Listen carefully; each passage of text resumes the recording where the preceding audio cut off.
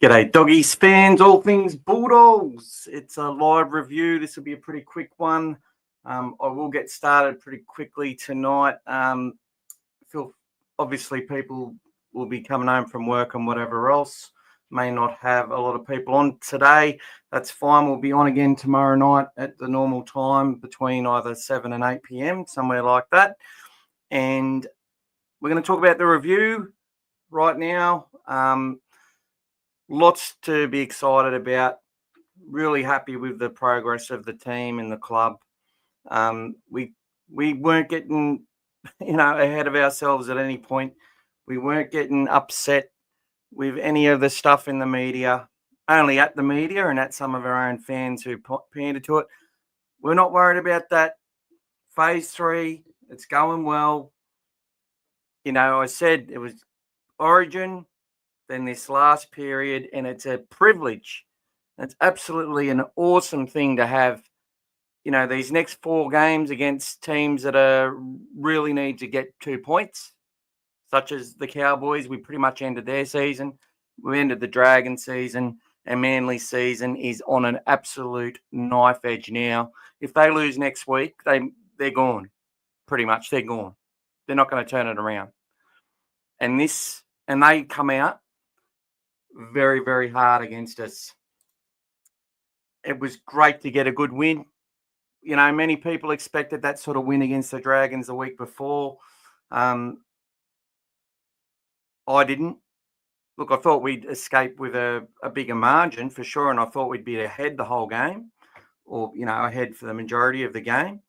I didn't think we'd have to chase points in the last 2 minutes. I will say that. But I expected it to be a very tight game. And that's the way it's been. The Cowboys game was an absolute blessing to win that match. So tough to do up there with all the players we had missing. And, couldn't be happier with the stage that we're at. And, some teams are falling apart, getting injuries and stuff like that. 3 wins for the Dogs, and we're top 2. 2 wins is all we're going to need to ensure we're top 4. That's pretty much what's ahead of us with 6 games to go. Sayed, hope that we maintain this form and go on a run into the finals with a sweet revenge against the Panthers, who are looking the goods. Only time we need to beat the Panthers is in the finals. And it's going to be very hard to beat them after playing the Storm, because the Storm are going to come out and treat it. Look, if they have a couple of losses in the next couple of weeks, the Storm, which is definitely on the cards, some players underdone, Pappenhausen constantly stressed with that calf issue linked to his other issue. No Jerome Hughes. They're going to use some petrol to win some matches. They may suffer a couple of losses, and against us, it's going to be all on the line at home. And we're going to be the same. That battle's going to be immense. The winner, the winner takes the 2 points. The loser will walk away going, we'll get them next time. We'll see you in the final, sort of thing. And that it's a really good place for us to be in. And it starts this week against the Tigers. But we'll talk about the rest of the season tomorrow night. We'll talk about all that sort of stuff and cover many of the topics and talk a lot about your feedback here. So thanks for you guys for joining so far and saying hello. Coach hinted that Satilli might be back around 23. Yeah, I reckon they might even wait a week for Satilli to come back. I think it's the Storm, isn't it? Or is it the Roosters, then the Storm? We'll look at all that in a moment. We'll go over that tomorrow night. But today, we're going to get stuck into this Manly game because there's some areas still that our coach has become very, very good at handling the narrative. And I love what he said about, it sort of that they changed their attack 2 days before, which is basically to suggest, we can change a lot. We can change the players in our team. We can change our spine. We can change our halfback. We can change our attacking structure and come out and do that when we stick to the process. So, look, do I really think they changed everything up? No, I don't. Do I think they probably tweaked a few things? For sure, 100%. But this side, I've said it all year, if you look at the variation in the way that we score points and go across the actual last 2 years, to be honest, last year we got a lot of tries off kicks.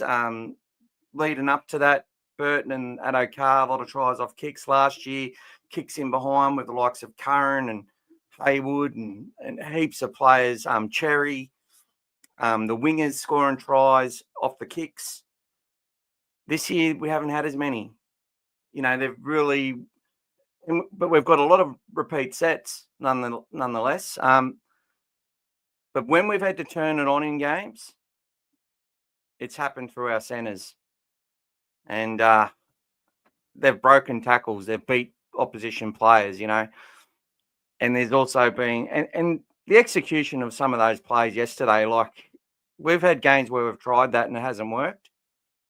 But they had their spacing right. They were all in the right positions to catch the ball. It's been through practice over the whole season to get that stuff right. When you've got 3 and 4 players doing tip-ons, like you're going to have games where that's not going to work as well. So, and they'll go other ways. But if I had to say this game, how it reminded me of a game at all throughout this season, it'd be the Sharks match earlier in the year, where we just come out and the Sharks absolutely smashed us for about 7 or 8 minutes, 10 minutes. Manly went a bit longer. I thought Matthew Lodge, people can say what they want. I think he's a grub and I'll never, don't want him coming to the Bulldogs. But what he did with his offloads, with his leading that pack, was just hardcore. But the problem is that they can't sustain that, the Sea Eagles. They can't sustain it. And their young players like Cooler and Hopewadi and that, we just made them ineffective. So we really had a good game plan, who we targeted. We knew they were going to come out and try and smash us through the middle. We're prepared for it. We weathered the storm, and then Burton, splits them down the left, and it was all downhill from there until they got sort of, that forward pass. Then Kurt Mann called for, holding a player up and pushing him down again, which he could have called that on both sides about 40 times. So he waits to the 4 minutes to go before half time. Manly are down 16-0 and or 12-0, and he decides, to give the penalty after they've just got the forward pass late in the tackle count, and then gives them another mid-set 6 again, which basically brought them into it. Now, we've got history. We're the most penalised team in the comp. So it's not like we're angels in any of that regard, but I do feel that Klein went from letting that game flow to that one little period, bringing Manly into the game. If we started it with the forward pass, no doubt that was our fault, but then, they got helped along there, I believe. So I'm going to talk about, where I feel we're having a few connection problems at the moment, because there was still a lot of stuff there that I'm looking at and I'm going, and I've watched through the footage again this afternoon and I'm like, okay, hold on. We nearly got towed up a few times there, but I will say our line speed was much better on the edges. They were much more connected in what they were doing for the majority of the match. But there were some moments where we did struggle in that regard on both edges. I'm not too critical of Anari Tuala. Many people will be for the try that they scored. Against any other winger, that's probably not going to happen. They're not scoring. And so that was a set move, and people don't even realise it. Cherry Evans cramping back to go, left to hold up our defence, which moves up really hard together, and they were doing that really well. That made them stop and check their run. Then that made them passive. matched up for numbers. Every team knows, especially that when Tommy Turbo is going to run the ball out wide, the wing is always going to get interested. I don't know a team that's not going to get interested in that. From the highest profile winger in the game to Anari Tuala. And he only had a little bit of space, but the speed that Saab ran onto that football that was completely planned what they were going to do. They knew that the winger was going to turn in slightly, and they were going to count on the fact of his speed, and the more passive defence was going to cause a try. Now, that's the only try they scored. I felt that they did break us down a couple of times on our right edge, where we had Galvin and Preston, getting bamboozled a few times, and that's going to happen. I expected it probably to happen a lot more than it's happened, but those are areas that other opposition teams are going to look to exploit on us, and we need to make sure that that continues to improve. Overall, is much more improved. We didn't concede the meters down those edges that we did the previous week, and the fact that we were just able to strangle their back three was the tail of the tape. Again, it comes down to where we can land the ball, how our kick chase performs, and sort of nullifying the ability of big forward packs to able to get on top of us and roll through us. There was a stat about Storm's winning percentage without Hughes, and it wasn't good. Yeah, well, there's also a stat if anyone who beats the Storm loses the next week, and everyone should have smashed the Dogs based on that on the betting, but. God, imagine if we all backed our team the last 2 years. Like last year, would have got a huge return. And this year, it'd be going all right. Just saying. Gamble responsibly. I don't bet on footy. Sayed Mobin, welcome. If I'm not pronouncing your name correctly, I'm sorry. Connor Tracy's been solid, and I saw yesterday, but Bailey Hay was vocal and covering the leadership in the field and the huddles. Yeah, I saw that too. Really good comment, brother. Connor ran 300 meters. You're going to do that when you make a brilliant break down the side, and he had some wonderful moments. The positivity in his play was probably what I look at when he's throwing a lot of those balls, and some put us under pressure. But for 21 offloads in a match, you don't see a team do that too often, especially us. And it'll be very interesting how we go about the offloads next week, because I don't think we will. I think it'll be a little bit different. I think West will be expecting a blue and white version of what they face next week. And there'll be a lot of emotion in this game, I can tell you that much. But, and Bailey Haywood really played well when he come on. I noticed no one's is upset that Marnie come off. I know our half didn't move to hooker, but it doesn't matter. It was during the origin period. We need to just remember this stuff. This team is progressing and working towards being able to win a semi-final and qualify for a prelim. Because when you finish top four, you just got to win one final to get to the prelim, okay? And then it's a new game again. Then you got one shot and one shot. So you lose a final in the top four, you can win the next week, you can bounce back and play the other guy. You win one, you wait for someone to come and play you. And I don't think the Dogs care who that is. Win or lose. But yeah, Bailey Haywood, that's what Kickow was saying. And that's one of the reasons he's remained in the 17 every week. They kept talking about, why are we playing two small people on the bench? Well, they're not small. And if you watch Jamin Salmon yesterday, he was a bit silly doing the shoulder charge thing. He got bumped in the face by Lodge about 7 times, and he kept being the first one to meet him in the contact.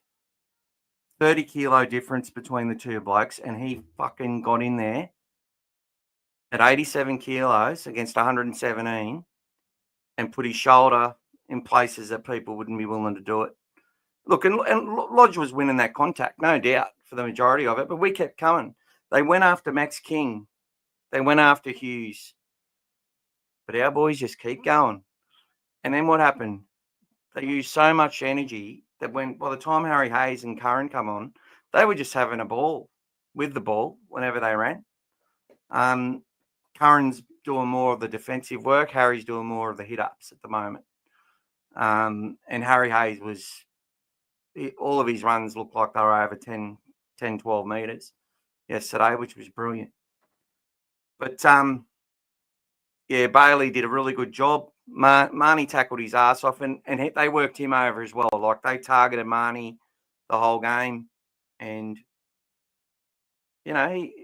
he's quite tired by his 50th minute.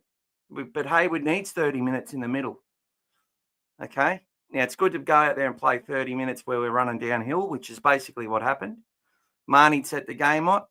Hayward come in and look, and Lockie Galvin was great yesterday. Touched the ball a heap. Did a lot of early ball, no messing around. But when it counted, that second try for the Dogs to Karaz in the corner with 3 tip-on plays, Galvin got smashed by Ben Travojevic, by Burbo. Absolutely smashed in the back, taking it to the line, That's Kieran Foran stuff, and that's the stuff I'm looking at. It's the toughness in the kid. He's obviously tough because he's got no muscle on him. But that, as I said, he's the Sebastian Fundora of the NRL. Looks like a waif. But we've got a lot of these kids. Like Preston, there's nothing. I know he's muscly and strong. Karaz, they're just all, arms and legs. They're just arms and legs, but they're so awkward. They're skillful. They're passionate. They're hard. And they don't give up. And if Lachlan Galvin's got that in him, in his soul, they're going to go all right. Bulldogs are okay. Hi, brother. That was a good win. Galvin's great in my eyes. He did very, very well. I did notice, and we'll talk about this a bit more tomorrow probably, but they couldn't help themselves, the Foxtel journalists. So I watched Fox and I actually like that commentator on Channel 9. I think it's Bretton Speed. Much better than Matt Thompson. Thompson goes better at the swimming, to be honest. He screams and yells a lot more, and it's a bit more exciting. But in rugby league, he just bores the shit out of me, unfortunately. Gus's mate, Matt. And but Bretton Speed, a lot more entertaining as a commentator. So I watched both games, listened to both commentary. It's really interesting too how Freddie and Johns are basically saying the Bulldogs have got no one come finals times who can take the team on their back and, say, come with me and lead them to a win. Well, I think we've got multiple. And, and we've got a lot of players that have played grand finals and won them in our side, courtesy of the salary cap and Penrith's players come to our club. Lockie did well. Still some defensive communication issues on that right edge. It just excites me to see it, to get a pre-season there and to have that edge more set. And then have that bigger body come into the team as well. Look, the Dogs are going to be a very, very strong outfit for a very long time. But don't worry, they're going to talk. Buzz is still at it again. It's hilarious. Max King's only on 400, bro. Poor Max King. Max King would give his life for the Bulldogs. And his next contract's going to be a good one. Loved Hayward's aggression yesterday. Burton had an absolute blind. It was Burton's best game of the year. And that's the sort of game, though, that I've expected. Go back to the Titans round 2. Burton was on fire. Always a bit slow to start a season, get his legs going. I'm sort of hoping he's not on the Australian Ashes tour, to be honest, because it will cost us early. We'll have to manage that. He's just like this. He just has to get his fitness going. He's a bit like a forward in a way. You got to get miles into his legs, and he's doing so much of the work. But I think him just running, not worrying about the kicking the goals is a big advantage for us as well. And Critter, he strikes it so he's got such a beautiful action, but the ball looks like it's wobbling around, like he's shanking it, but he got them all over, which was fantastic. Hayward's going to be one of our most important players over the next couple of years. He needs a partner in crime, though. And I like the fact that we're playing this two dummy, two hooker rotation. A lot of us were saying it for years, but you can understand how it's progressed to that because Marnie's an 80-minute player. And when you've only got a few people who can play 80 minutes in a system that demands 80-minute players, they had to keep him on. They had to keep him on in games. Now they don't have to.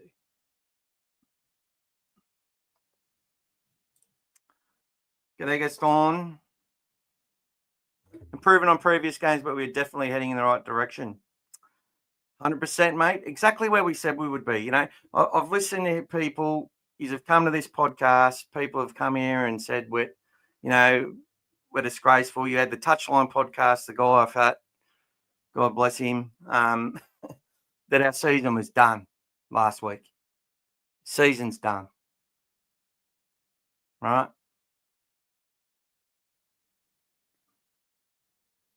Just waiting for us to fail because they said that, it was wrong to bring Galvin in over Sexton. And I get it. It's fear of loss. So you take the conservative approach and then you say, I told you so, and things don't go right.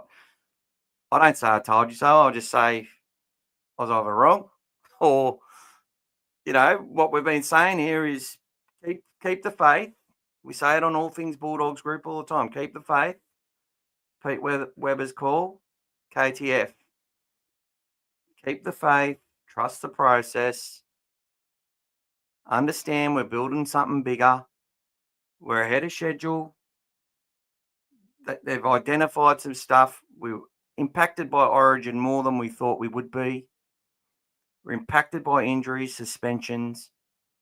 The most suspended team in the comp this year, the most penalised team in the comp, and we've only had 4 losses, and 2 of those losses were by 2 and 4 points during the Origin period. I think that's pretty good management by our club. And then you're hearing these fuckwits talking about, Gus is trying to destroy our club. What? It's Gus's fault that we only just beat the Dragons. You fucking win that game, you take it. Like people don't understand how energy works and how anyone who's had to do hard work or you get tired. You got to manage it to keep going and get through it. And that's what this is all about. This is what they're doing. And they've done a wonderful job. That's 3 in a row. Could have been 5 in a row, mind you. Should have beat the Panthers. Should have beat the Broncos.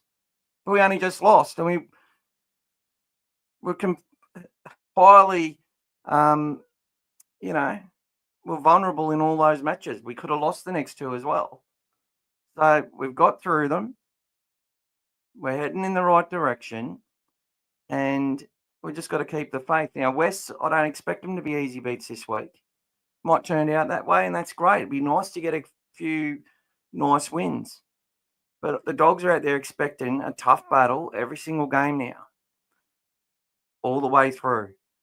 And that's going to harden them to be ready because there's a lot of young players who haven't played finals, but there's also quite a few young ones that have been playing finals their whole lives, just not in front of massive crowds and stuff. But our Jersey flag players, grand final winners, the Harold Matts players, they're winners.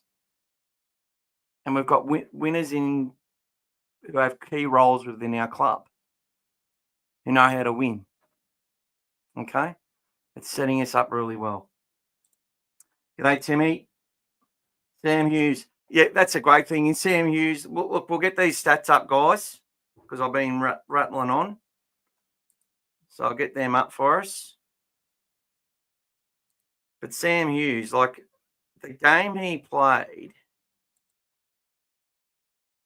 in the New South Wales Cup the week before was phenomenal. Sam Hughes tries in the 13th and 75th minute. Crichton 7 from 7. And what a great day. So let's look at the team stats. 56% possession, 33 minutes with the ball, 87% completions, 244 runs to 170, run meters nearly 1,000 meters more, which is post-contact won that as well. You know, their post-contact per run better than ours. Line breaks 11 to 2, fantastic. Tackle breaks about what we expect. Average set distance 12 metres more than the Manly Sea Eagles, and a lot of kick return meters because teams are forced to kick deep. Cherry can kick long, but they've got a long way to meet us. And, Connor Tracy was consistently getting to the 35, 40 metre mark. Offloads 21 to 8 was phenomenal effort. Really good game by the Dogs. 5 little grubbers. 354 tackles. Isn't it funny? They only made 5 more tackles than us. Isn't that funny, eh? But we had 10 minutes more with the ball. Negative play. 7 errors to 12. We conceded 5 penalties. They gave us 3 6 agains. The 1 6 again against us really hurt us. And they had 4 players put on report. I think Salmon was put on report and being fined $1,200 or something. And we used all our interchanges, not to mention Cherry getting smashed in the face by Kickout. Let's have a look at the stats for the players. And we will have a look at Sam Hughes.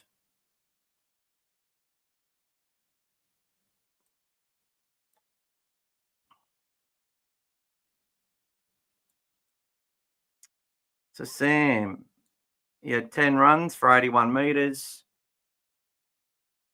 3 tackle breaks, 9 hit-ups. Played the ball pretty quickly. 1 offload for Sam. And 1 missed tackle, 1 ineffective from 27 tackles. So did a lot of work. Maxi King, 31 tackles, 1 missed tackle and 1 ineffective. Reed, 42 tackles, 4 missed, which is completely fine considering how much traffic they ran at him, as they like to do. Lockie Galvin threw 56 passes, got his hands on the ball 71 times. Matt Burton, 68 times. That's a much bigger lift in the amount of time he touched the ball as well. Obviously, the possession helps lift that as well. And Connor, quite a lot as well.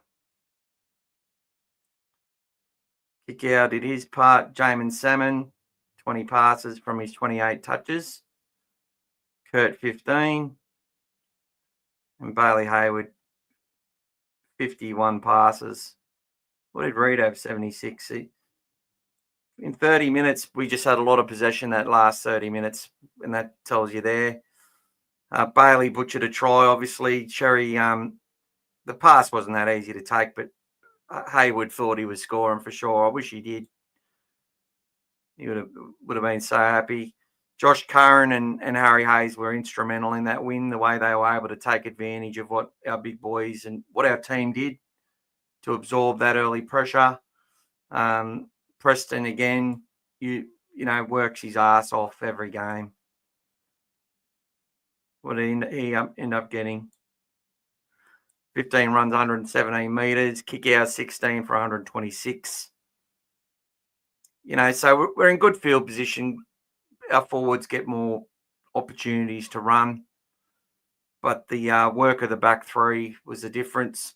and we'll have a look at what their back three actually got, because I think that was a big part of why they struggled a lot. They just couldn't make any yards. So Lehigh 174, Saab 103, Ruben 119. Now Ruben, Garrick, and Tom, that was all out of yardage. Kula was kept there as the one to, be fresh, but he knocked the ball on a few times. No running game at all from their halves. And Matt Lodge, I think he was the most destructive forward on the field. Played the ball quick, and he would have got quite a lot of offloads. He got 4. So not much. Sipley nearly scores that try too. That was wonderful defence to deny him. And Gordon Chen Kum Tong played very well when he come on the field. Their edge back rowers were basically nullified the whole game to just being tacklers. So we did a really good job. I'm very, very happy. So there you go.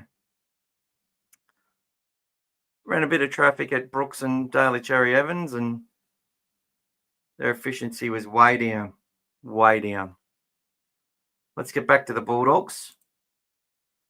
Jacob Carraz, another massive performance. If we actually click... Oh, it's not letting me click on the player. That's shit. Normally does. Anyway, let's look at the ladder. 14 wins, 4 losses, 3 byes. Still the only team to concede less than 300 points. And our attack got a nice jump last week. That might take us into 7th or 8th for points scored, but maybe not.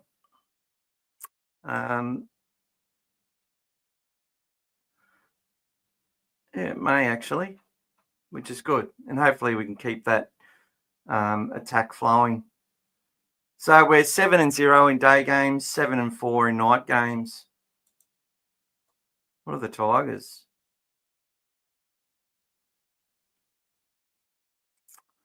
Funny, the Tigers have won 27 of the 44 games that we've played against them, but we've won the last 2.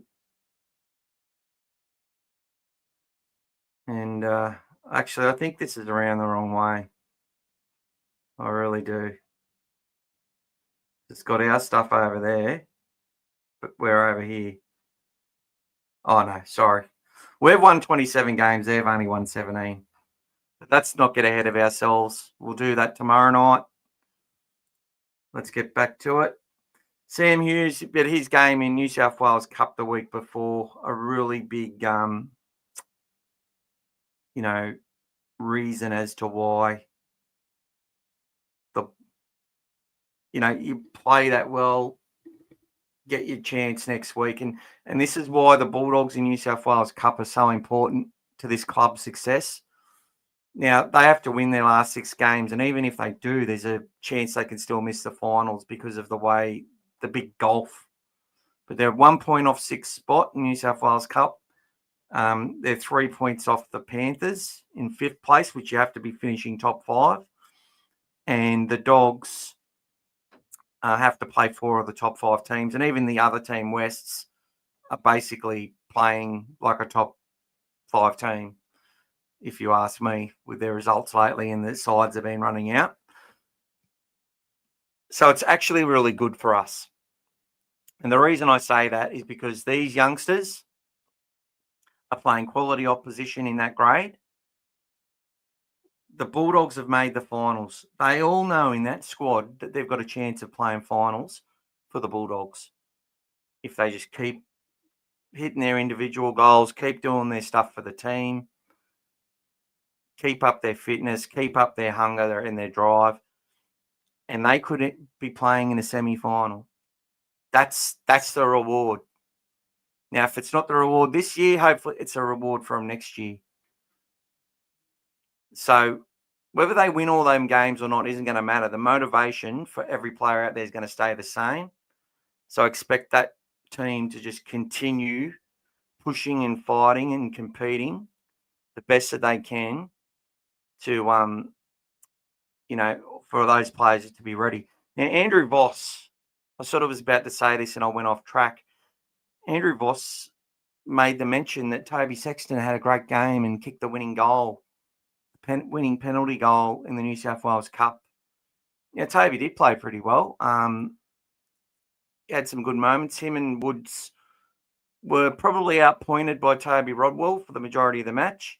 But the stuff that our two halves did with their running game was really imperative to the 3 try assists they got between two of them to Toby, one to Mitch. Because their running threat was on notice for the Roosters side, just full of young talent that's won Jersey flag comps and all this sort of stuff, made finals. They've got some really good talent they're developing there. And plus a couple of old fellas. And for what Toby and Mitch did with their running game, that's definitely helped, given that little bit of extra time to sort of hold off on the pass or to make the pass and to send Logan Spinks over twice and Jack Todd with the try, which put them 2 behind. They got the goal to level it, and then we got the penalty after a player was offside trying to stop Toby from getting the field goal to win the match. Definitely could have lost that match, but it was at home. We're undefeated at home in New South Wales Cup. Only won 1 and lost 10 away. So, yeah, they've done a really good job and they won the match. And the halves played quite well, tried their best. But I don't know why it had to be mentioned by Andrew Voss on Foxtel. You know why he does it? Because he works for SEN, who's Foxtel owned, and they just want to keep the narrative going. And he's saying that at the start because they want to be able to position this. So he's thinking he's going to go, Manly, Trebojevic. Vossi would have been hoping for a Manly win. 100%. Even though he's done like a lot of stuff with the Bulldogs and he's definitely not an enemy of the club. That's for sure. But he's a journo half the time. And he wanted to have that narrative. Oh, Sexton's doing great in, painting that picture of how great Sexton's doing to keep that Sexton versus Galvin thing going. Hopefully the result at the end of yesterday puts that to rest for quite a while. Get through this West game and get through it well, and Lockie having a good contribution. Both sides of the ball will hopefully just end it from there on. That'll be where we can just go, you know what? The Dogs are just taking the media out of the equation, which is what they've got to do. But yeah, really, really intrigued as to why a player has been dropped for a couple of weeks, why they just have to keep mentioning his name in the coverage. Like, they played at a different ground. Toby would have been wrapped in the Bulldogs' performance yesterday, and he's still hoping that he gets a call up to play in the final series if need be. And that's all that's going to matter. And the only way he can do that is play well every time he goes out there. So that's the expectation. That's what he's getting paid to do. That's what his legacy is as a footballer. That's what his future is, whether he's going to France or not. This season isn't over for him. And, we can talk about it, but we don't need the media coming out and just trying to keep that narrative in people's minds because of this Toby versus Galvin thing. Both of them are contributing to the success of our club. And both of them are doing their absolute best that they can. And it doesn't matter where they are. They're both Bulldogs right now. And, proud of all of them, to be honest. What an amazing stadium too. Great venue to watch league. Yeah, it's a lot closer to the action, isn't it? Much closer. G'day, D. Even with a broken nose, Cherry can still sniff out the try line. Loving it, mate. Should break it every week. Well, he said he's broke it heaps of times. I thought it was funny how they said he was worried about how he. It looked like they were giving him heaps of banter when I think Kikau went up to him and was like, "Come on, mate, get up." you know, um, although he's probably really sorry that it happened.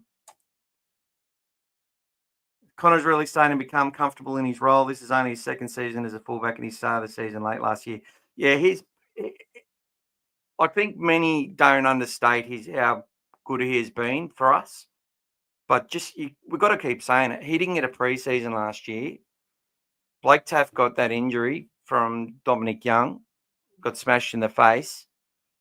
And, that Connor took his opportunity, and that was the end of the session. And the way he's running into the contact too is, we don't have a youngster that can do that.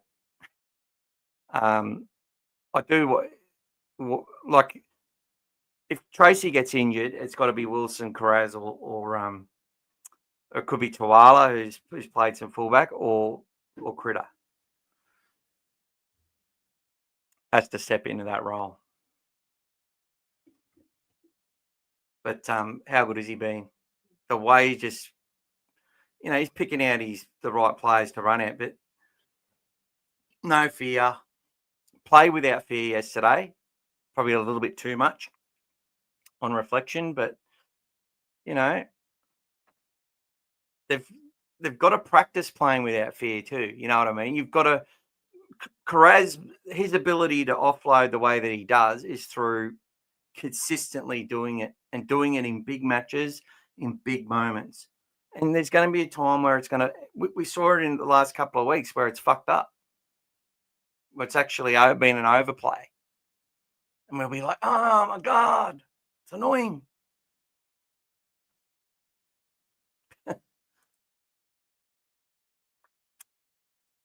An overplay. But that's practice. And what's practice bring? Perfect. And yesterday, he's just a threat to offload the ball the whole time, which just makes teams on edge. And when they're on edge, they can overcompensate as well. It's a great ability to have. And Tracy making those plays is all about no fear. It's all about practice in big matches. When I've got to throw a ball, I'm going to throw it. Sometimes it's not going to come off. Sometimes it might cost us a game one day. But we should never look at it that way. You always got to look at the holistic thing, because that's what players in these systems do. We've in all the years that these Panthers have won grand finals, and other teams as well that won grand finals, they've thrown balls. Go back to Robert Ralph in 1998. Go back to Jim Dimmick in the 1995 grand final. We've thrown balls. We've taken risks. And it's taken us to the promised land. You have to be able to do it. You can't play a game of, no mistake football and not take risks unless you've got your opposition worked over, and you're going to break them down, and you can do that just through your run-of-the-mill stuff, where you're going to be able to offload easily because they're going to be stripped of numbers or whatever, and it's just going to be a foregone conclusion. Whereas when you've actually got to do something to break a game open, that takes balls. It takes more than talent and skill and ability. It takes courage. That courage can only be installed there and become a part of your DNA when you're able to do it without the fear and knowing that you can do it and have done it. And whilst Canterbury versus Manly wasn't a semi-final, there was a lot riding on that game for both clubs. It was a big, massive day. We were there to win it. They came at us with a game plan. Look, when I saw the Sharks did it to us, I was stressed. When Manly come out doing that to us, I was calm as fuck. I knew we were just going to weather that storm. And Burton was the one to go, I'm going to run here. Carraz with some of his offloads just broke things up, put the momentum, got us those extra meters we needed to get. And that's the fucking difference. So we can sit there and go, oh, yeah, Connor Tracy fucked up 4 times there potentially. Like, don't do that. He's not going to do that every game. But that was taking a moment in a big game where there's still a tomorrow if it doesn't come off, you know what I mean? There's still tomorrow. There's still next week. But, yeah, really good performance by the Bulldogs, and especially by Connor Tracy, who was the All Things Bulldogs man of the match from Pete Webber. We have to agree. I thought Harry Hayes was worthy of a lot of praise. And obviously Matt Burton, you could even say he was a joint man of the match, and everyone else just played their part. One thing I have noticed though is Kurt Mann, since coming back from Origin and with Galvin, that's something. The attack has changed a little bit. I just think he's slightly off on his execution.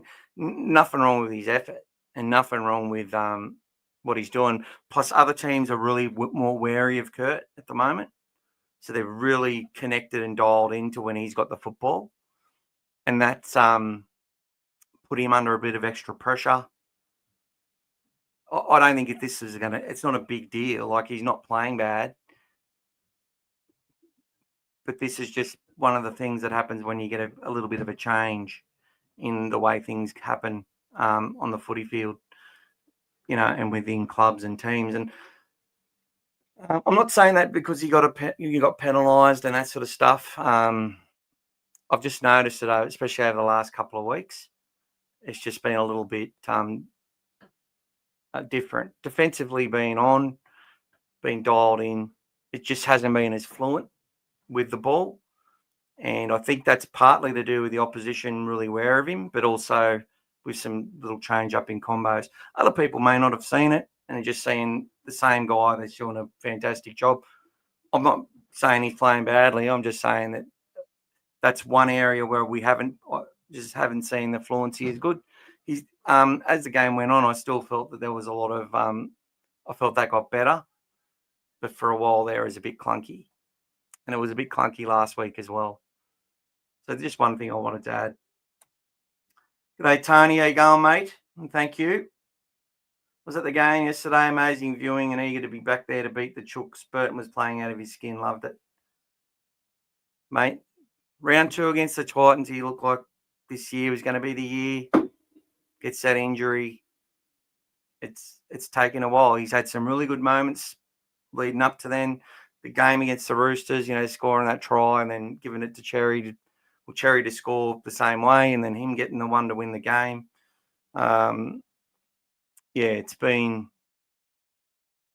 This is Matt Burton. So when people sit there and say, oh, the Dogs have got no one, Matt Burton is one of those players, and he always has been. He's just been young, and he's just really laid back. And laid back characters that the Dogs aren't sort of appreciated as much, I guess. But as he gets older and loses more sleep having kids and become more of a man, you're seeing his passion come out of him, his passion in, doing the team song and that. He's just going to get better and better and better as his whole persona, his whole game. And, yeah, his running game was just brilliant yesterday. What else can you say? And his selections, his kicks, everything was on point. It was just a perfect game. G'day, Brian. How you going, champion? Being harsh, but Connor needs to work on his put downs. His knees were at the trial on when his foot went out, but what a game from him. Yeah, everyone's got stuff to work on, mate. I knew he hadn't scored when I was like, fuck. But he did his best. I'm not going to criticise. Everyone's got work to do on a certain thing. It's just the way it is, brother.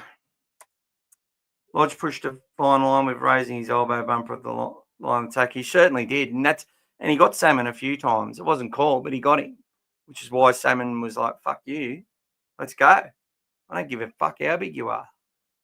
Keep running, boy. We can do this all day." And that's what the dogs basically did.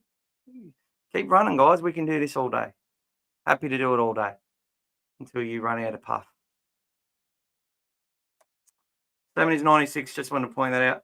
Oh, it sounds better when he's 86, brother. I'll keep saying 86. Sounds better. That's like me. I'm only 120, but I think I'm closer to 130. Hey, Galvin taking that hit on. Also, some of the other hits when the pass wasn't on told me all I need to know.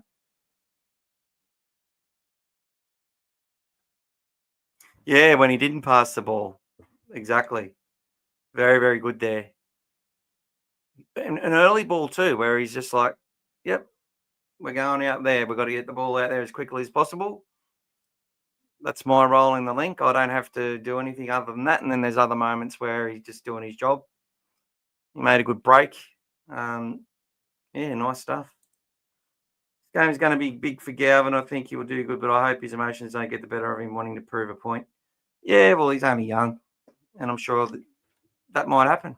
Might drop some balls, might get the shits. I'm expecting that. I expect this stuff. It's all part of it. These kids have to fuck things up. There's going to be moments where fans are going to say, "I told you so" with Galvin. He's not going to be perfect. And we just have to understand that's all part of the learning process. But what you get over a season, the Munsters, all these players, a lot of them will have a daily M. The best players, they'll have a daily M year where they win it or should have won it or nearly won it. There's only about 3 or 4, which is just consistently, 9 out of 10 years, just brilliant in 90% of matches. The rest have some days where their fan base are like, "Oh, are we really paying this guy $1 million?" So we just got to expect it. Not hope that it doesn't happen. Just know that it's going to happen. Hopefully, though, it doesn't cost us too much. But there'll be games, there'll be times. He's the 7. He can have a bad game. And it could be this year. It could be in the biggest game of the year. You don't know, but it's not a reason. We just need to be prepared and understand that that's what's going to happen. It's going to happen to Mitchell Woods. Mitchell Woods was brilliant against Manly. Against the Roosters, had some moments that weren't brilliant. They're going to. But one thing I do say about Mitch, though, is the players around him have a lot of faith in him, and when you've got that in your team, it is good. Especially if the culture is that we have to keep working no matter whether they're there or not. And I think that's the difference between the Bulldogs and a lot of clubs at the moment. I look at teams like the Knights, for example, without Kalen Ponga over the last couple of years, and I've felt that they've played better and competed for longer when he hasn't been in the team, which is really interesting. I'd say the same about the Titans without Tino Vasili, especially this year. I think that sometimes these players, it just affects mindset. And also the fact, like, the coach is going to bring Tino on when he's underdone even, or if he's buggered, and they'll bring him back on because they need him. Whereas if he wasn't there, the other players would step up into their roles. And that's what happened against the Warriors on the weekend. They were the better team against the Warriors for the whole match. And I also believe that, there's just clubs where they don't have that, where they rely on certain people. And that was probably what was happening a little bit with Penrith this year at the start. I think it happens to teams like the Broncos. They just become so dependent. Whereas you look at the Bulldogs, there's been some excuses or reasons for some of our losses over the last 2 years. But for the most part, it's been business as usual every game. We've been hard to beat in every game. And there's only been one match where we've lost both halves, as in the first half and the second half. Every other game we've won at least one half. And it's pretty good record to have. We're just hard to beat. And that's one of the boxes you got to tick, that you're just hard to beat every week. And our team is. So if other teams have to be at their best to beat you, for the most part, forget the Broncos second half in an origin period. We beat ourselves there. But for the most part, the teams have had to play almost perfect. The Dragons were the most perfect they've been all season. The Broncos' first half against us was perfect. In semi-final, so that's where we go, okay, we've been preparing for semis all year. Nothing's been easy. Even that game yesterday, it was lovely to get that flow on and have a nice 30 minutes just to basically go, we've got this. That was lovely. But that's probably the only game this year where it's against Newcastle for the second half was, once we scored early in that second half, it was all over. Yeah, but a lot of games we've had to weather the storm twice or try and come back and change momentum, which has been, I'm just so proud of our club and our players this year. And I think it's coming through. I think you can hear it. You know, the observation last week when you reminded us the Bulldogs always do well in milestone matches and occasions. Thank you, champion. Thank you very, very much. We do. But why is that? Because we're hard to beat. We know what's on the line, and everyone goes out there and does their job. And they've got a lot of trust in their coach, and they've got a lot of trust in each other. And that trust has been built. It hasn't been manufactured. It's been built, and it's been built bloody quickly, I must say. As I said, I sat there and got all the data. Took me ages. This was at the start of last year. Because I think this data actually would help, you know, if you followed this data, the team that has the edge in the cohesion wins the majority of matches. The Bulldogs have blown that out of the park.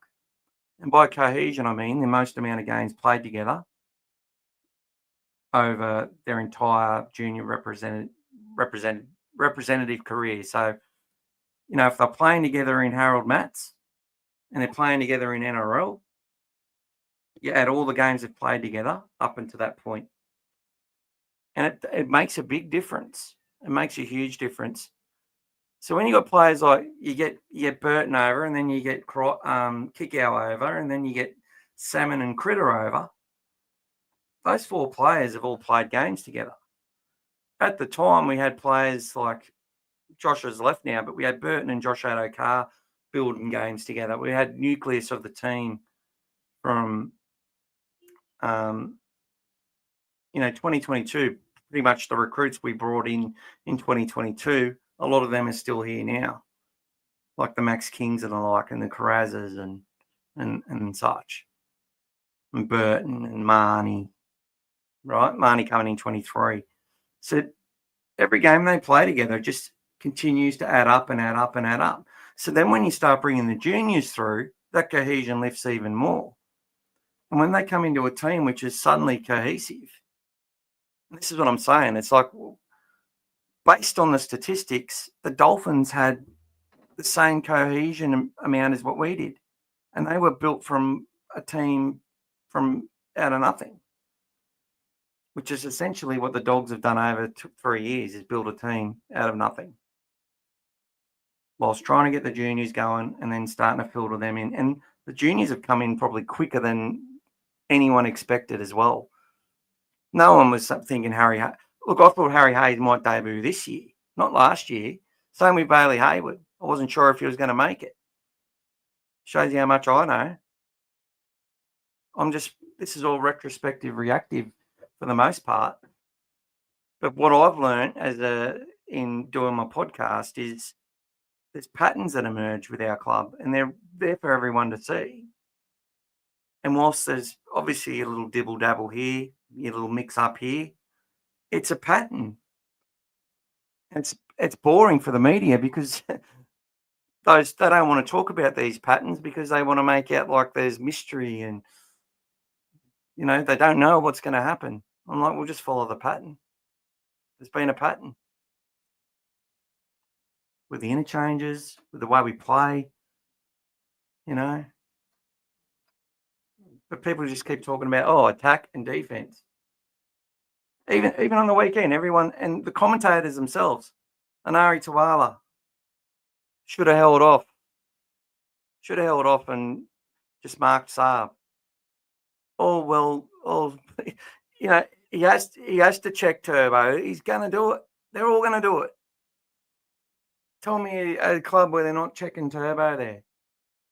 I think Brian Toto's doing that. I think the best wingers in the game are all doing that. Now, I know Chihuahua's far from the best winger in the game, but he played a solid game. I know everyone would have preferred to have Jeffro there. Jeffro's the future, no doubt. But taking him in that high-pressure game, mentally, that would have been a much higher-pressure game for him than it was. Obviously, it's still high pressure. You're a young kid. You're 18, 19 years old, playing your first-grade debut, and to play the way he did for those two games, and knowing what he's got, all his physical attributes, from his speed to his height to his contact to his ability, you're like, this kid's got to play. You got to play him there. But the club knows. No, we're going to put the experienced guy in, and Jeffro's got a taste, and he's a part of our future, and if he's probably next man up right now. He's got to sit there and be with the group and watch how they absorb pressure and watch how Anari absorbs pressure and all these players, how they combine. And it's just called good management. You don't want a kid. You don't want to throw him. If he goes up against the Cowboys in his first game in North Queensland after an Origin match, no one's going to sort of like write him off if he drops a ball or, things don't go well. But they knew this kid's got enough talent and skill and ability to be able to do a job, and he more than did that job. And then against the Dragons, drops the ball. They worked on him on that first tackle. He knocked the ball on. After that was sensational pretty much the rest of the game. Scores the match winner. But the Manly game, there was a lot more riding on that game. I can tell you that now. And that pressure could have been a weak point for us. So I think they've done the right thing. And I think even though he didn't play, he would have got a lot out of being there as part of that group for that match.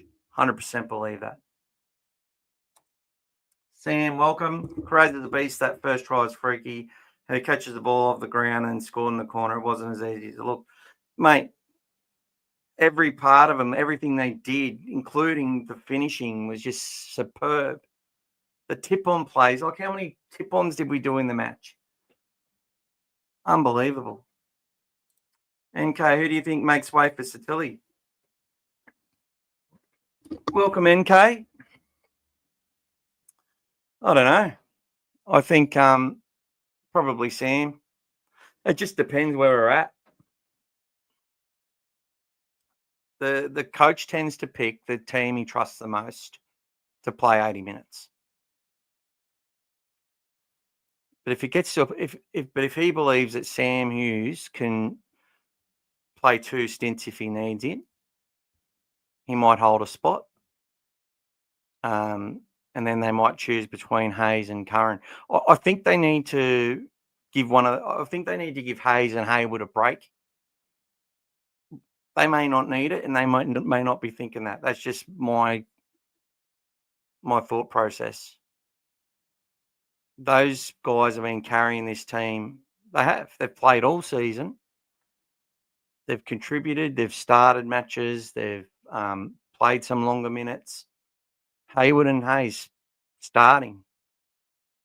Like you basically got a halfback starting at lock, and you've got he's now a hooker, right? And so you got Marnie, Haywood, and Harry Hayes, a centre back rower, now middle prop. He's only 101, 102 kilos. Satilli's the same weight. Them starting matches. Like, where else is that happening? Takes it out of him. I know they want to build these minutes into Haywood and get his hands on that football and passing that ball under fatigue after being worked over in the middle. It's all part of his learning, right? And he needs to do it because Reed's gone next year. Reed's gone. So whether they're like, no, we need to keep him in there for his future. But part of me goes, if we can give him a break on the way through, or we can get to a point in the season when we go, okay, we're top 2 or we're definitely top 4. Yeah, let's give another kid a go. Give Preston probably won't want a break. King probably won't want a break, and maybe give Viliami a week off if it's going to do him any good. But look, if you're asking me the best 17 who comes out for Satilli, well, somebody comes out. I think they're most likely to take Sam Hughes out. If Sam gets injured, DSF will be the replacement. And then if Satilli comes back in, DSF will probably drop out. And they'll start with Curran or Harry, one of those two. They mix it around. And then and Satilli comes off the bench. I think that's what they'll do. It'll go back to the team that they had. But I wouldn't mind seeing them give him until the Storm or Roosters match. He'll probably want to play the Roosters match. I'm sure he'll want to play that match, to be honest. And yeah, I think they'll keep him for that. And either Hughes, Curran, or Hayes will be dropped for Satilli. I'm leaning on that it'll be the big fella Sam, because I just think that's the standard in our side. The pattern that I talk about is having players that the coach can trust, can play 2 stints, can play long minutes if needed. And that's where it's at. We saw what Penrith did against Wests, and I felt West, like, you could see that Appy and the fullback and Jerome knew exactly what was going on there. And they were saying, oh, how come Jerome's not playing any footy? Because he knows there's no point. He knows the only way to lift that team to be a better team is for him to go set for set as long as they can, to do the hard work, and then to be able to sit there and go, this is why everything we do, we have to do it better and long. We have to get fitter. We have to keep working. And that's exactly what's happened with the culture of the Bulldogs. We've just got closer and closer and closer. Forget the scoreboard, the fact that they fell apart. They went for periods. They probably went for 2 25-minute periods with the Panthers where nothing happened but set for set. Ball in play. And then a couple of mistakes, started losing the ground war, and they fell apart. But we've been there as the Dogs. Last year, we went set for set for set for set. It was, 16-4 with a few minutes to go. We get a try, make it 16-10. The following game, we're in front. A charge down gets them to the lead. Okay? It's all about not just ticking boxes with the result, but ticking boxes with the performance and how far you can go. And that's what this club's all about. Our club is all about that, and I can see it evolving in other clubs. Whereas I look at a team like the Roosters who've got enough talent to beat anyone. I seriously believe it's the way that they're coached. That they don't go the set for set. Because when they do and they complete, they inevitably win. But a team with that much talent, to not beat the Panthers or the Storm for 20 matches in a row between them, when we're basically a top 3, top 4 team in the betting every single year, that comes down to how they're being coached. Also injuries and everything else. I can see a team that hasn't evolved there. If you put Cameron Serrato in that Roosters club right now, and I can see Robinson having a really nice, retirement or change in direction at some point, potentially. And that I can see Serrato being offered millions to go there. If you put Bellamy there, same thing. Serrato still hasn't done anything yet, like in the schemes of premierships and that sort of stuff. But you can see with how we're building to what we're doing. And this year may not be the year, guys. Every day I wake up thinking it might be, and I'm more confident of it. But I'm still not ahead of myself. Like, we're building for the finals, which I've said for what seems like weeks and months now. And with all the noise and all the carry on, trusting, sitting there in defiance, telling people, before Galvin even come to our club, there's a podcast out there which got 3,500 people to it, right? And there was 150 people watching it live. Well, we talked about Reid Marnie's situation. We talked about bloody Sexton's situation. We gave the truth. We shut the noise down, or the narrative of the noise. We talked about all that stuff. And we said, it's business as usual. This is all normal. Changing players happens all the time. Moving players around, that's what our clubs does. Because we're preparing for being good today but great tomorrow. And that takes time. But the speed it's happening at is a little bit scary, to be honest. But, you can have it all today and lose it all tomorrow. So just be appreciative of the moments we've already had. And let's show great support to continue having good moments for the rest of this year. Plenty of players play well in New South Wales Cup that don't make it in the NRL. I know, but he just wanted to talk about the narrative to keep it there. It was at a part of the game where, there was nothing between the sides. He's just making comment so that if the Bulldogs lost or Galvin had some moments that he could target, they could use it as another week of, do you really think it was the wrong? They only just beat the Dragons. They only just beat the Cowboys. They just start going, rehashing it, collect all the receipts from the bullshit that they'd said before and throw them out there again. And it's not over. But, old fella Dave, you nearly missed this. We'll have to rewatch the first 50 minutes after it ends.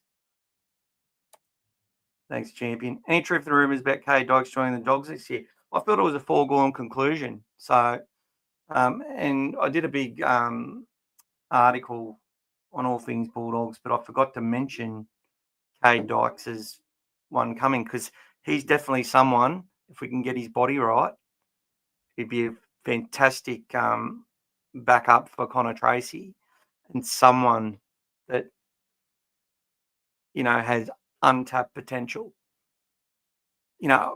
Many were thinking he was going to surpass their other great fullback. But he just kept getting injured. Yeah, love this game. First time in a while I've seen us with the killer instinct and not just happy to win by 12 points. Manly really turned up physically. It was so impressive our senior players stood up. G'day, Paulie. Some of the Manly blokes played out of their skin like Mad Lodge. Yeah, they did. They had to. But they ran out of puff as a team. We absorbed it, no worries, and tore them apart. That's it, brother. Jeff Rose 19 can't keep those great big games up for too long. For his longevity, in my opinion, it was the right decision. 100% agree. Upper Mick finally made another live chat. Hope you're doing well. What a win yesterday. G'day, Big Root. I fucking loved it. Welcome, Shreg. Evening. It was just a great day. Tansy, the old Cherry Evans in the thumbnail is too funny. I'll make myself smaller so you can have a look at it. There he is. Ooh, like an alien. For the record, Critter is a name for the tip-on play, and they will always run extras off this play after team training. They call it hot dogs. Hot diggity dogs. G'day, Tom. I'm glad you're there, brother. It was bloody amazing. Let's hope Sherry gets a look into the Australian side. Well, you might. You have players fall apart, and you'll have players will be like, "Oh, I need to get my body right. I don't really want to play. I'm sick of playing. I need an off season. I want to be good for the preseason." Never know. But definitely the week off helped him immensely. Up the mighty dogs. G'day, Scotty. Yeah, mate, if we're playing Penrith in a prelim, we're up against it. This year isn't a lock at all. No, it's not. It's not a lock, and nothing's a lock, my brother. But I'm not afraid. I'm not afraid,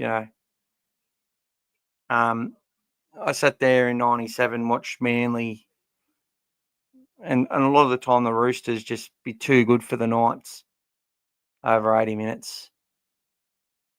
And then the Knights got them. And the eighth immortal emerged from all the potential. And, you only got to beat them in the right time.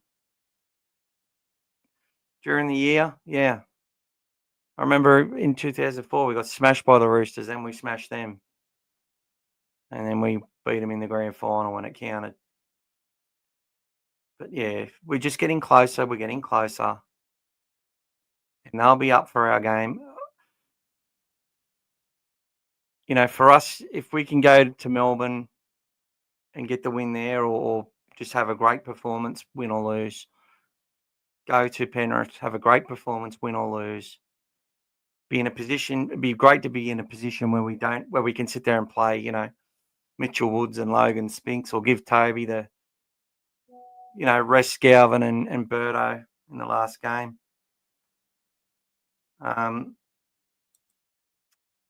Yeah, that would be good. See, I was in the members section and there was two drunk Manly fans who would not shut up ripping into the dogs. About 60th, 70th minute, they didn't make a sound. Yep, scoreboard shuts people up, doesn't it? I like the 4 points like in the 95 grand final. Yeah. Would have been good to get to 46 and then kick a field goal and make it 47 for a 30-year improvement on the 30-year difference. It's like 1 point per year. That's what I was thinking anyway, 47 for. We're controlling our destiny. We're 100% on track for where Ciro wants us to be. And let's not forget where Gus wants us to be. Gus has a lot to do with this. But that's one of the things too. We like to glorify coaches. We like to glorify people like Gus and certain players, but it's always a club. And Gus has said that, he goes on all these podcasts and that, and I don't even know why I tune in because he just repeats himself over and over. But it's about building a club. You build a club that's got the right stuff and has the right people in the right places. Your foundations are set. You can build the most elaborate house and elaborate roof on top of it. If the foundations aren't set, it's always going to fall apart. So he understands you build the club, and every club that he's helped build are still competing in finals every year for 9 out of 10 years since he did it. Since it was sort of basically finished. So Gus understands we build that club. We've got the right coach in there. We've got the right systems in part. We've got the right DNA going through the place. And now we are going to be playing finals again for the second year in a row. And we've earned everything we've got has been earned by this club and by this team. And those players, work's work. Some people get paid more than others. At the end of the day, he's all do a good job. The rest thrives. The rest takes care of itself. And that's exactly what this team are doing. And I'm just enjoying the ride. And there'll be a lot of happy tears when we make it.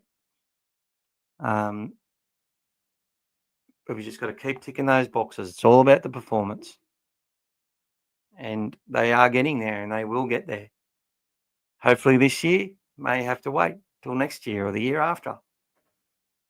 But no panic. You know, the narratives are going to be there. They're going to want to speed up the end for Phil Gould as much as they can. Gus needs to go now if Canterbury want to win the premiership in this window, Brave. That'll be the next thing. Gus needs to go, Brave.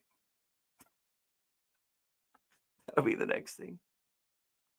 Oh, I think you're right. Oh, Gus is down at training again. I've seen him. They only lost one game and he's already panicking. Probably wants to change the roster. Probably wants to sack Galvin. Probably wants to sack Serrano. This is the shit that comes out of his mouth. 13 to rack up 1,000 wins. 100%, brother. And I love that photo too. What a great photo. 30 points in the final 25 minutes. We only reached that point due to the foundations laid in the first 55. Here he is. Good old Buzz. That's right. I had to bring him on. The people, that's enough for me tonight. Well, I'll be on again tomorrow night, probably a bit later. And then I'll have a nice rest into the Saturday game. We'll just take it one day at a time. Get some reps in and be ready to go for the Tigers. G'day, Scary 79. Welcome. Up the Mighty Doggies. What a win over over Maley. Is the eye near the end? No, it's not. Good to see you, Scary. Thanks for coming on. If you haven't seen all the show, definitely go back and watch it. Wasn't a comprehensive review of yesterday, but just a couple of things I made mention of. Still a couple of communication errors in defence on the right edge. Left edge was a lot better, but it got Kerry Evans was a reason, and perfect execution is why they scored that try. Not so much any deficiency by our winger or anything like that. Is a perfectly executed move, executed in limited space. And, you know, they're a dangerous side when they get to do shit like that, Manly. And, yeah, but statistically, we kept them down their end. Their back three couldn't do much. They were always under pressure. And it took moments like 40-20s and a penalty here and a 40-20 consecutive, you know, and then a 6 again consecutively for them to even get a sniff. 2 forward passes in a row, you know, whinging about that, not scoring there. Even if Garrick scores that try and they award it, I think the Dogs still go on and win that match. 100% believe it. We just had the petrol and, yeah, very, very happy, guys. Go the Doggies. Night, Brian. Night, David. We'll chat to you all tomorrow. Make sure you come on, say hello. And we'll talk about Wests and whatever they, you know, comes up in the news and stuff. The teams, obviously, tomorrow. Will there be a change to the side? I don't believe so. I think it'll be the same 17 that runs out. We'll just get a different 19th man next week. Also need to look at who New South Wales Cup teams and all that sort of stuff. See when they're playing and how it all lines up. And it's with the girls, it's Magic Round at Newcastle this week. So all the girls' games on at Newcastle. They're playing the Titans. So winnable match. But Titans will go, you know, they're not as bad as they look in the girls' team. They've got some really good players. So be a good game. 100% Dogs are all over them. That's it, brother.